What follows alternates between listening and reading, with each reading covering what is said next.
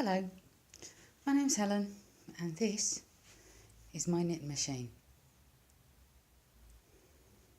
This is a Knitmaster 360. They're made three of them, the 260, 360 and the 363. And this is the ribber. And the ribber is a Knitmaster SRP 50.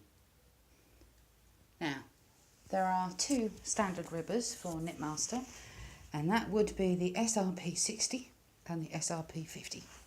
This one fits my needs and does the job. Okay, now as you can see, I've got a jumper on here at the moment, so I'm just going to explain the basics. Okay, this machine has four features. The first one is this. This is where all of your tools are kept.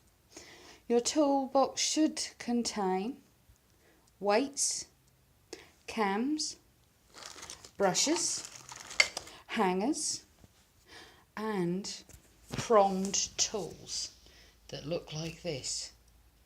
They are absolutely necessary to use a knit machine, but you can find them on eBay, Amazon, just about anywhere that you can want. Some machines, some of the Knitmasters, actually come with a separate white box that you can clip onto the machine. This one is mine. The second piece of the machine is the punch card reader. Now the way it works is, in here there are pins. When you've got a hole, the pin goes through. When you've got a white one, the pin doesn't. So the one that goes through takes up the colour. It'll poke out a lot further than the other one. And when you've got one of these, the needle will poke but not quite so far and will take up the original colour. So I'll give you an example. Okay. Now I'm doing white and black. Black is the background. So you've got black, black, black, black, black, white, white, black, black, black, white, white, white, black, black, black, white, white, and the rest is black. Now, here's one thing you need to know. This machine, the 260 and the 323, are 24 hole punch card readers. That means that each one of these, the whole card, is 24 stitches of your pattern. So let's say, for instance, you want to make a jumper, you want to make it fair arm. It's got to be in a multiple of 24 at least. Okay, now this little knob here is the stop. That means, let's say for instance, you want to go and have a cup of tea, there's dozens of people milling around, you don't want to lose your place, you lock it. That means that the pins are locked in the row's current position on the card. Also means if somebody decides they want to have a go on a knit machine and they're under 16, you're not going to lose your pattern. Alright, having said that, not all under 16s like to play with a knitting machine, and quite a few older ones like to mess with them as well, so I found out to my problem. Okay, now, this is a very unusual button. Some machines have them, some machines don't. It's a short or long row.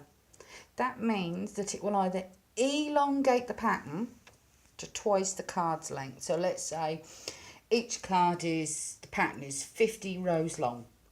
If you hit the long button, it will do one row of pattern and one row of knot, and one row of pattern, and it will repeat the same row twice. So instead of being 50 rows long, it'll be 100 rows long. The pattern will be vastly elongated. Keep it on the short, it will do exactly what the card says. Keep it on the long, it'll be twice as big. Okay, this is the card feeder. It'll roll the card onto the pattern and set it for its first row.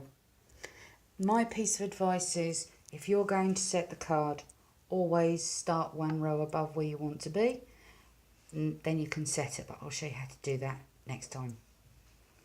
Now, this is an unusual one and it's only specific to a few machines. This is a knit radar. This opens it, this closes it. Now, you've got 3 or 4 knobs on here. This one will tell you how many stitches to the chest size per half of the 0. So at the moment I've got it on 36, so that means you want 72 on the left of 0 and 72 on the right of 0. Okay? Now, this is how many stitches per inch or per row. The machine will tell you when to decrease, when to increase. I haven't quite worked that one out yet because I've got a separate machine that does it for me as well, and I'm just learning about that. Now your machine's also got one of these. It's a row counter. Every time you pass the carriage across the needles, it will count as 1 row. Now, this locks the row reader and basically stops the count from going any further. So let's say, for instance, you want to do 24 rows of pattern. Then you want to stop. Turn the jump around. You think, how many rows of ferrule did I do on the front? Oh yeah, 24. And off you go. This is a holder for all your tools. Some machines have got it, some machines haven't. Alright. Now, I want to introduce you to the carriage. The carriage has 2 levers at the back.